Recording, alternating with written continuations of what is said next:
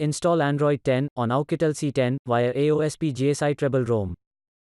Please check the description for important notes and all the download links. First download ROM and GApps packages, then transfer the downloaded files to the phone storage, link is in the description below. Step 2. Boot your device into TWRP recovery.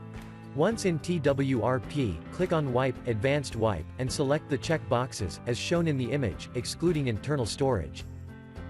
Step 4. Swipe the button to wipe the device. Step 5. Go back to the recovery main screen, and tap on the Install button. Step 6. Navigate to the storage, and select the GSI ROM file. Step 7. Finally, swipe the button on the screen, to install ROM file. Step 9. After GApps flashing completes, select Wipe Cache and dalvik from bottom left side of screen, and swipe to wipe. Step 10. When the flashing process is complete, hit Reboot System. That's it, you have successfully installed the ROM on your device.